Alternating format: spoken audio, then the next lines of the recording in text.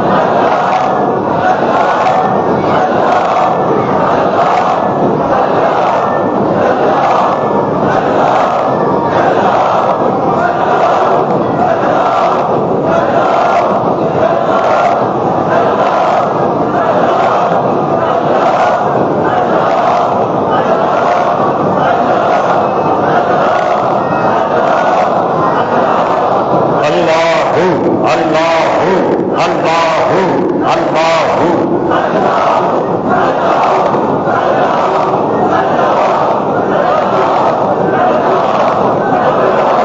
لا الہ الا اللہ محمد رسول اللہ. یہ دل کی صفائی. اور حضرت مولا علی رضی اللہ عنہ نے فرمایا کہ دل اس وقت تک صاف نہیں ہوگا جب تک دماغ صاف نہ ہو. تو وہ ذکر کا کیا طریقہ فرمایا کہ ایسا ذکر کرو کہ دماغ بھی صاف ہو جائے, دل بھی صاف ہو جائے. پہلے دماغ صاف کر لو پھر دل, کیونکہ دماغ سے ہی آدمی سوچتا. اچھا, پھر وہی بات ہے کہ ہماری جو صفائی کی سوچ ہے وہ کہاں تک ہے. دیوار صاف رہنی چاہیے, گھر کا برآمدہ صاف رہنا چاہیے, یہاں تک کہ نالی صاف رہنی چاہیے. گھر کے باہر کی نالی ہو, آئے دن لڑائی ہوتی ہے کارپوریشن والوں سے, یہ نالی آپ نے صاف نہیں کی. یہ سوچ ہے, کیونکہ انسان صفائی پسند ہے. آپ کسی پارٹی میں جا رہے ہو, جوتا صاف ہونا چاہیے. اگر اس سے مٹی لگی تو وہ پہن کے آپ ہرگز کسی کی بھی میرج سیریمنی میں نہیں جائیں گے, شادی بیاہ میں نہیں جائیں گے, کسی پارک میں نہیں جائیں گے, گھومنے نہیں جائیں گے. کپڑا بھی گندا نہ ہو, جوتا تک, یعنی جوتے تک آپ کی نظر اور سوچ ہے.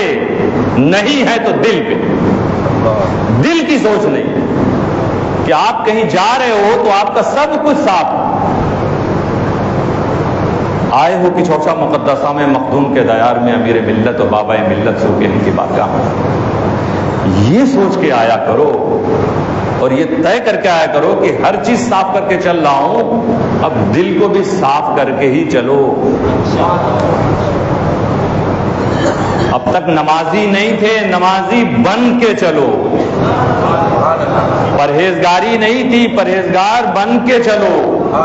رزق حلال کی طرف نہیں تھے, اب رزق حلال کمانے والا بن کے چلو.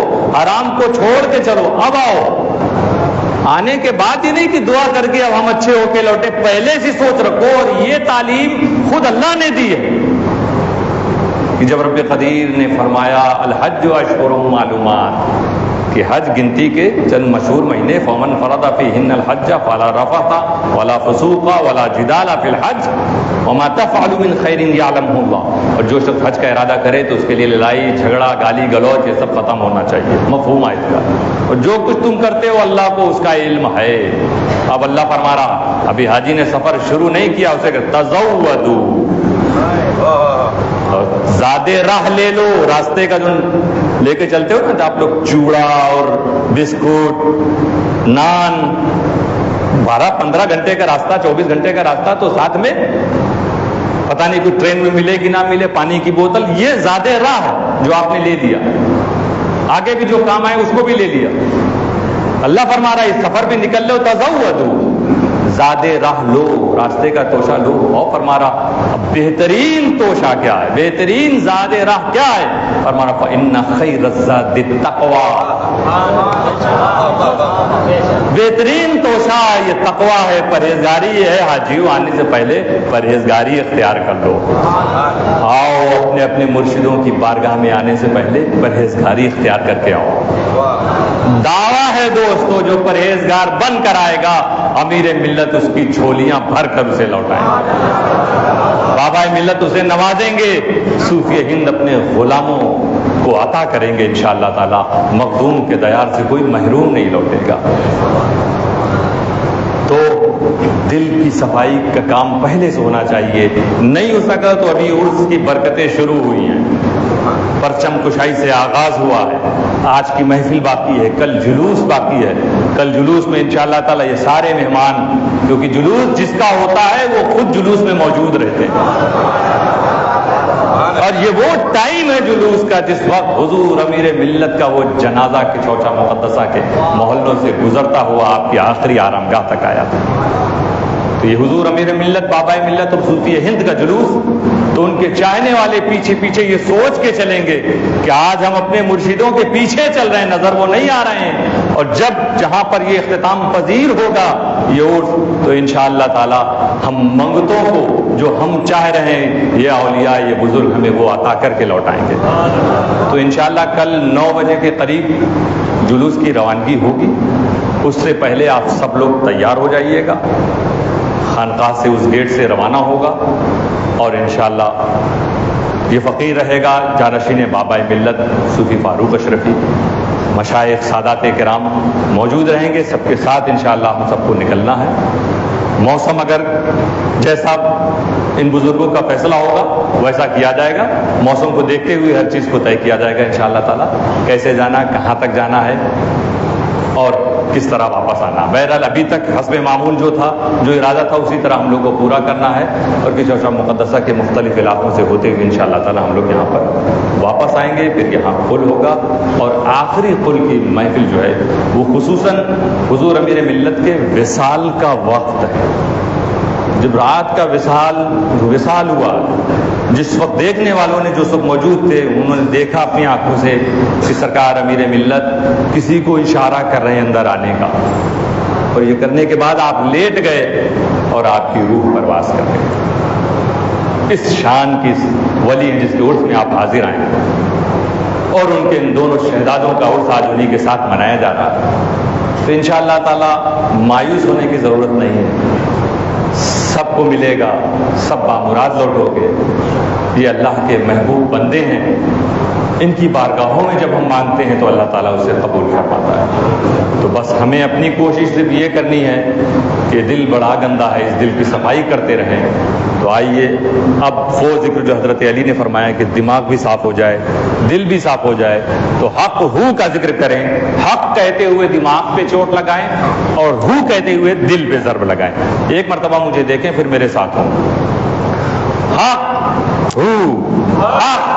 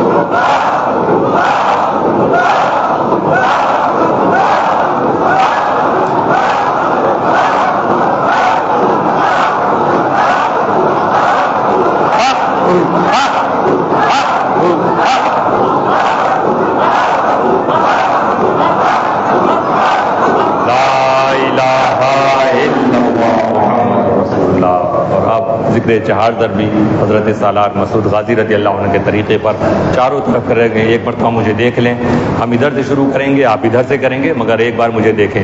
اللہ اللہ اللہ اللہ اللہ اللہ اللہ اللہ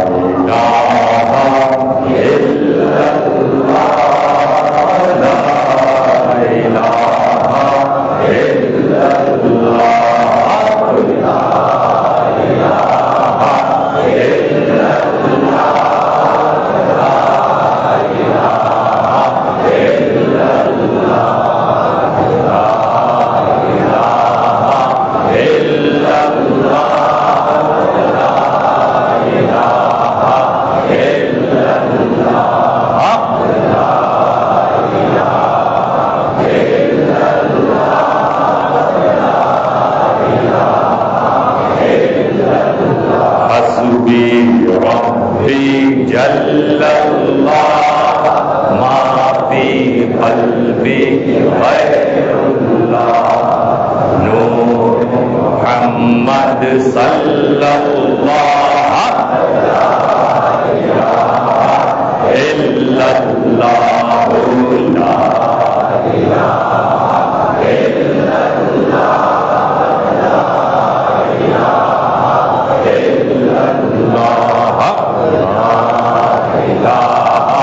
اللہ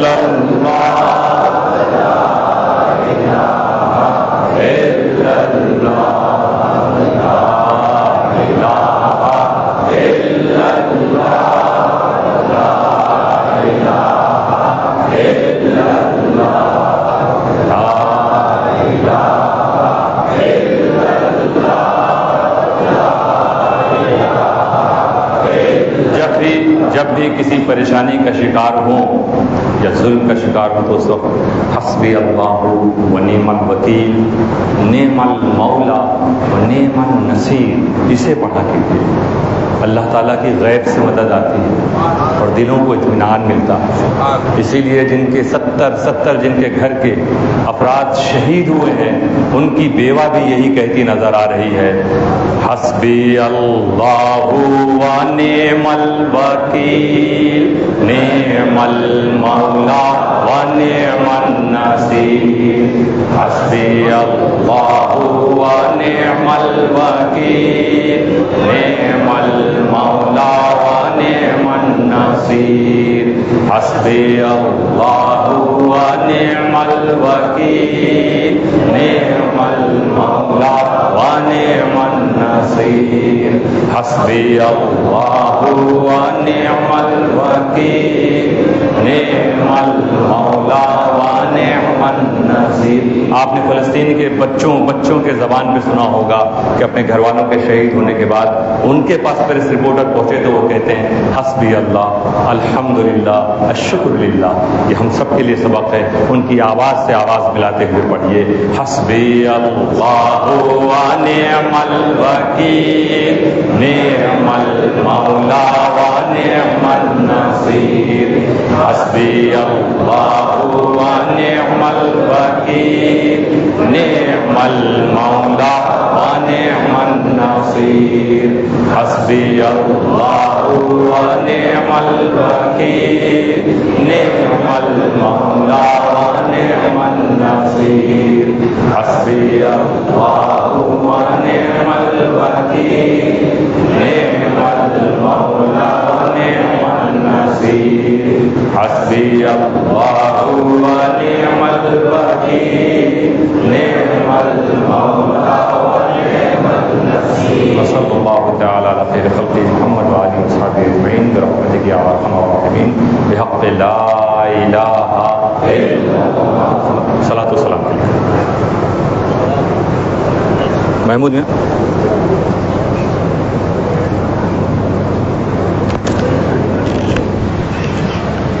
یا نبی سلام علیکہ، یا رسول سلام علیکہ، یا حبیب سلام علیکہ،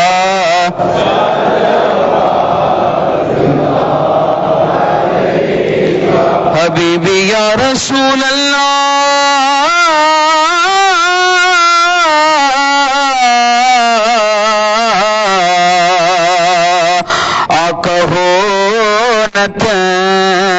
ہر روز محشر ساتھ ہو شبیر و شب، ہاتھ میں دامن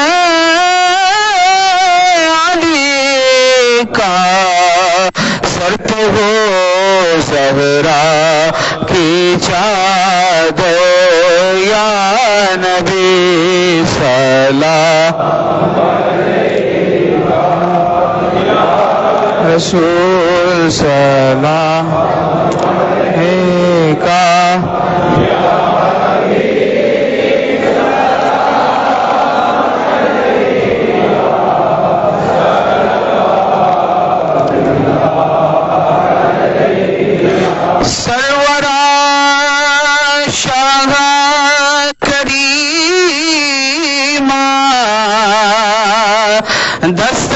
میرا دل نوازا حبیبی یا رسول اللہ سرورا شاہ کریمہ دستگیرا دل نوازا ہم کو بھی مل جائے صدقہ رب غبل امتی کا یا نبی سلام علیکہ یا رسول سلام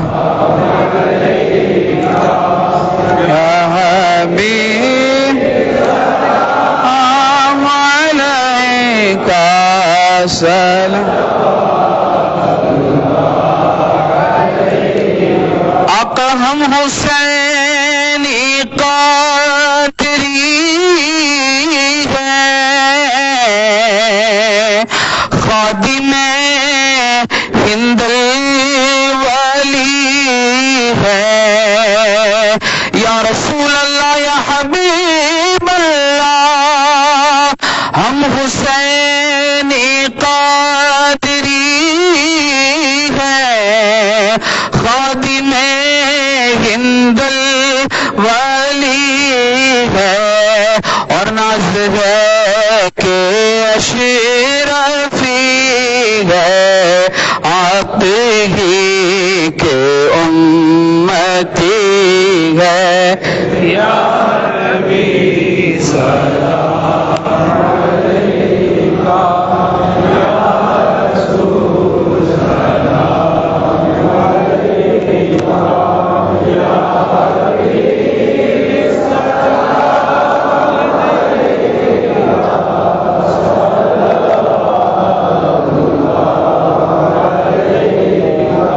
الصلاة والسلام علیک یا رسول اللہ وعلی آلک وصحبہ یا حبیب اللہ. الہ العالمین مولا الکریم آج کے ذکر کی مجلس کو قبولیت کا درجہ عطا فرما. ہم میں سے کسی سے کوئی خطا بھول چوک ہوئی اسے معاف فرما دے. مولا الکریم ہمارے دلوں کو ستھرا فرما دے, ہمیں اپنا نیک بندہ بنا دے. مولا ہمیں پوری زندگی اپنی بندگی اور ذکر کی توفیق عطا فرما دے. مولا الکریم ہمارے دلوں کو روشنی عطا فرما. الہ العالمین امت مسلمہ پر رحم فرما. فلسطین کے مسلمانوں کے لیے غیب سے مدد نازل فرما دے. مولا الکریم ہم سب کو امن و امان عطا فرما, سلامتی عطا فرما, اسلام کو بول بالا عطا فرما دے. مولا الکریم عرس پاک کی برکتوں سے ہم سب کو مالا مال فرما. جس کی جو مرادیں ہیں پوری فرما دے, جو تکلیفیں ہیں دور فرما دے. الفاتحہ.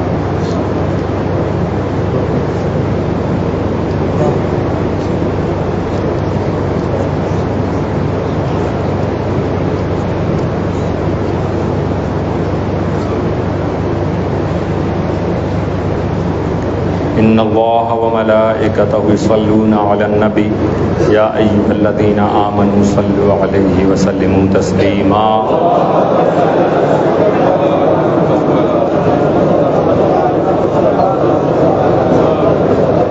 صلی اللہ تعالی علی خیر خلق محمد وعلہ وصحبہ اجمعین برحمتک یا ارحم الراحمین.